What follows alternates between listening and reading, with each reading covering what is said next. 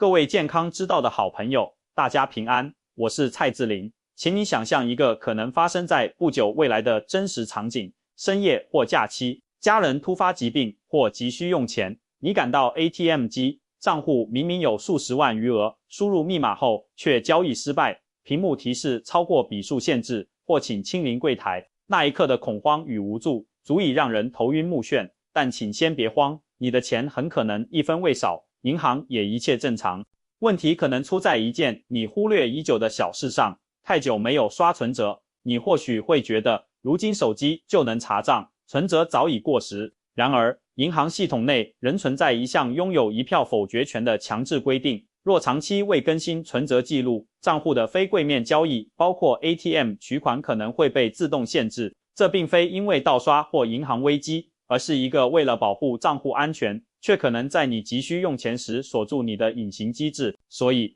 无论习惯多么数字化的操作，请务必记得定期去柜台或自助机刷一次存折，保持账户状态活跃。这看似老派的动作，恰恰是保障你能在紧急时刻顺利动用资金的关键。这类银行不常主动提醒，却影响重大的冷知识，我们会在健康之道持续为你解读。建议你按下订阅，打开小铃铛，让我们像家人一样陪你避开这些生活中的财务陷阱。好，我们静下心来谈谈这背后的道理。很多老朋友，特别是比较谨慎的长辈，都有一个共同的习惯，觉得那本有密密麻麻盖章，写着详细数字的存折才是真真正正的钱，是宝贝，必须锁在家的铁柜里，抽屉最深处才安心。平时出门只带一张轻薄的塑料卡片，多方便啊！这个想法对，但也不全对。你要明白，存折在你眼中或许只是一个记账本，但在银行庞大的电脑系统里，它不只是本子，它更是你那个银行账户的身份证和体检报告的合体，它是你账户所有交易数据的实体钥匙之一。每当你用金融卡在超市的 ATM 领了5000块买菜钱，或者用手机银行 APP 转了3万块给儿子补贴家用，又或者是每个月固定从账户里扣缴水电费、天然气费、管理费、信用卡账单，这些动作在银行总部那台巨大的中央电脑里，当然都有一笔一笔电子记录。可是，请你千万要注意，这些记录在你所在家里的那本纸质存折上是空白的，是完全没有被印上去的。这时候，银行系统里就替你建立了一笔一笔的待办事项，专业术语叫做未登折明细或者未登折资料。银行的系统设计啊，有一种非常特别的机制，我常形容它有点像电脑的强迫症。它规定每一本存折后面那条黑色的磁条，或者每一张金融卡里面的晶片，它们能够暂时记住，能够容纳的未登折笔数是有限的。这就好比你的智能手机拍了很多照片和影片，你既不删除，也不把它们备份到电脑或云端，手机内存总有一天会满到后来连一张新照片都拍不了，整个手机卡顿宕机。银行的系统也是一样的逻辑，当这些积压在云端，等着要印到你存折纸上的空白账目堆到某个数量时，银行的电脑为了防止后续资料错乱，或者担心晶片、磁条的储存空间超载，就会自动启动一个终极的防护程式。这个程式非常直接，不带任何感情，它不会问你是不是急用，它会直接锁住你这张金融卡在 ATM 上的所有提款、转账功能。哪怕你的账户里存着1000万，哪怕你的密码输入的完全正确，只要这个保护机制一启动， ATM 就会冷酷地对你说不。系统会强制要求你必须带着那本被你冷落许久的存折本子，亲自到银行的机器上，把积压了好几个月的账目一笔一笔嘎吱嘎吱地打印出来，清空系统里的待办清单，它才愿意解开封锁，让你的卡片恢复正常。这个流程在银行内部有时候就被叫做强迫登折或强迫刷折。那你一定会问，蔡先生，你说了半天，那个关键的数量到底是几笔呢？到底多久不刷才会被锁？这个问题问到了核心，请你一定要记住下面这个最重要的数字，100笔。这是目前台湾绝大多数银行内部设定的最高容忍上限。当然，每一家银行的规定会有些微差异，有些比较宽松的银行可能真的要到100笔左右才会触发锁卡，但是也有一些作风比较谨慎、管理比较严格的银行，他们的系统可能设定的更低，只要未登则交易累积到60笔，甚至有些50笔、30笔，就会启动锁卡程序了。听到100笔这个数字，可能有些朋友会拍拍胸口，松了一口气。哎呦，100笔那么多，我这么节省，一个月了不起领3次钱，哪有可能凑到100笔？放心啦，志玲必须大声提醒你，千万不要有这种侥幸的心态。很多时候，这100笔的额度是在你完全没有感觉、日积月累的情况下悄悄用完的。我们来拿出计算器，简单算一下日常生活的账。你每个月固定去 ATM 领3次到4次的生活费或养老金，这就先记上4笔。家里每个月的固定开销，水电费、瓦斯费、市话及手机话费、宽带网络费、第4台有线电视费，这些通常都是银行账户自动扣缴的，加起来最少也有5到6笔。这还没完呢，你偶尔用网络银行转账给孙子孙女发个生日红包，或者是你持有的股票配发了现金股利，自动汇入你的账户，又或者是你的信用卡到了结账日，自动从你的账户扣款，林林总总这些杂项，一个月轻轻松松就能再增加个3到5笔，这样粗略一加，你一个月不动声色产生的交易笔数，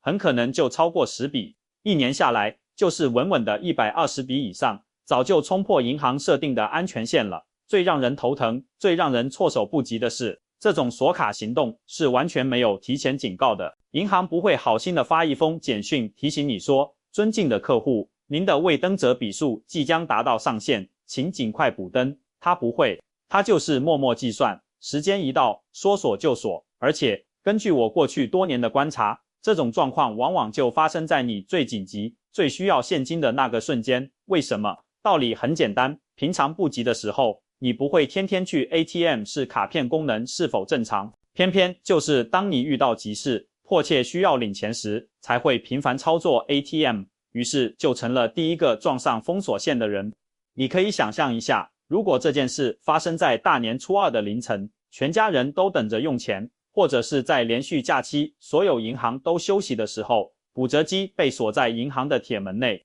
你手上握着那张看得见却用不了的卡片，那种焦虑、愤怒又无助的复杂心情，真的会让人崩溃。除了领不出钱这个最立即的麻烦之外，太久不去刷存折，还会引发一个更深远、更让人头痛的后遗症，那就是你宝贵的交易明细可能会被系统打包压缩，甚至消失不见。这又是怎么一回事呢？这在银行作业里有一个术语，叫做交易汇总或者压缩打印，意思是如果你的账户长期持续的超过笔数限制，卡片被锁了，你也暂时不理它，任由未登则的交易一笔一笔累积，从100笔变成200笔、300笔，等到你终于有一天想起来，或是被逼的不得不去处理，拿着存折到补折机前面准备一次印个痛快时，你会被机器显示的结果吓得说不出话来。补折机并不会如你所愿，把那200-300笔交易一笔一笔清清楚楚地按照日期顺序列印出来，因为银行的电脑系统为了效率，也为了节省存折的纸张空间，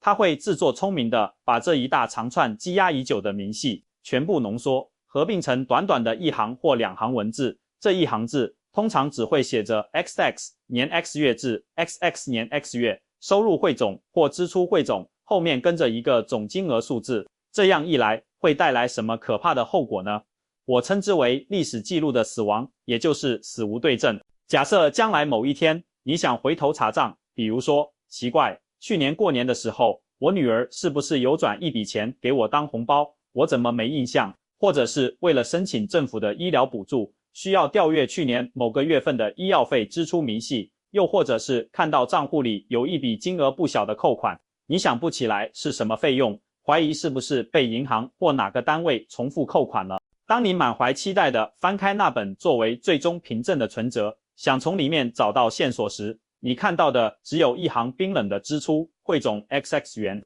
中间的每一笔消费对象，每一笔收入来源，全部像被蒸发了一样无影无踪。你想跟家人对账，跟银行申诉，都缺乏白纸黑字的证据。对方说早就汇款了，你的存折上却只有一笔意义不明的总收入，这中间的误会和争执可就真的说不清道不明了。当然，你可能会说，志玲，既然电脑里有记录，那我亲自跑一趟银行，请行员帮我从电脑里调出完整的历史明细，总可以吧？可以，这确实是最后的解决办法，但是这个办法是要付出代价的，时间成本、体力成本，甚至金钱成本。你必须特别请假，在银行营业时间亲自跑一趟，抽号码牌，排队等待，然后填写复杂的申请调阅单据。有些银行对于调阅超过一定期间的历史明细是要收取手续费的。为了当初一时偷懒，几个月、1年没去，顺手刷个存折，最后却要耗费半天时间，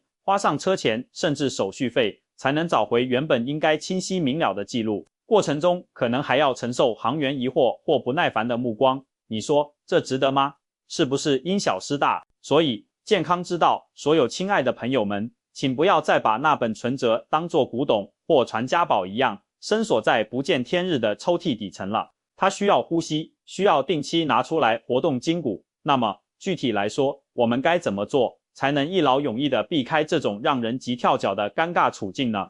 志玲给你一个最简单、最有效、完全不费力的黄金法则，养成顺手刷一下的超级好习惯。你完全不需要特地为了这件事，在银行人最多的中午时段去柜台排队，看行员的脸色办业务。现在的银行自助设备非常人性化，几乎在所有设有 ATM 自动提款机的地方，不管是分行里面还是外面的穿堂，你注意看，在 ATM 的旁边或对面，几乎都会摆着一台体积稍小、长得有点像微型印表机的机器，那个就是你的救星补折机。这台机器设计得非常友善，它不需要你插入金融卡，更不需要你输入任何密码，没有任何被盗用的风险。你只需要做几个简单动作，把存折翻到后面第1页空白的地方，然后将存折平平整整地像放入影印机一样推进机器上那个标示着存折图样的插槽口，机器感应到存折后就会自动工作，发出吱吱嘎嘎的打印声，帮你把最近所有还没印上去的交易一笔不漏的印出来。印满1页，它会自动帮你翻页，直到全部印完。整个过程快的话30秒，慢也顶多1分钟，安全、方便、零成本。志玲以最诚恳的心建议你，每个月无论是去银行领退休金、劳保年金，还是去缴任何费用，出门前都顺手把存折放进你的包包里。在 ATM 领完钱之后，别急着离开，只需要一个转身，把存折塞进旁边那台补折机，就是这短短1分钟不到的顺手动作，就能确保你的银行账户永远呼吸顺畅，永远不会有未登折资料超标而促使锁卡的风险。同时，你也能每个月像检视健康报告一样，清楚地看到自己的金钱流向，钱从哪里进来，又花到哪里去，户头还剩下多少，心里有一本清清楚楚的明账，晚年生活才能过得安稳、踏实、不心慌。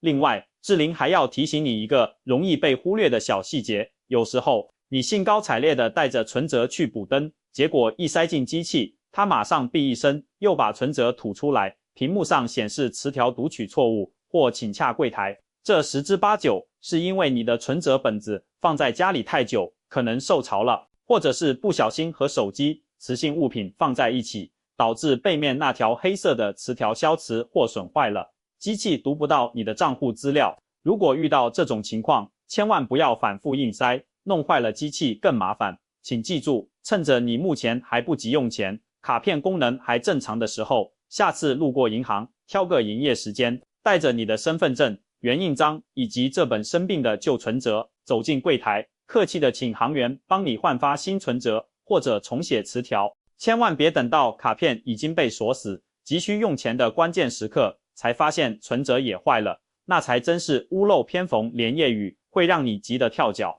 最后，志玲想呼吁所有健康之道的好友，看完这支影片，请你现在就起身，去翻开家里那个放重要文件的抽屉或柜子，找出你那本可能已经有点蒙尘的银行存折，打开它，看看最后一笔打印交易的日期，写的是2024年，还是更早的2023年，甚至2022年。你的存折已经多久没有出门透气了？如果它已经沉没了很久，那么不要再犹豫，也不要再给自己找改天的借口。这个礼拜就这几天，找个时间去附近的银行或邮局，用补折机帮它更新一下吧。不要让一时的怕麻烦和疏忽，变成未来某一天阻挡你应急救急的一堵高墙。把这个小小的1分钟的习惯培养起来，就是在为你自己的财务安全与生活便利筑起一道最坚实的防火墙。如果你觉得今天志玲分享的这个金融卡隐形杀手知识对你有一点点帮助，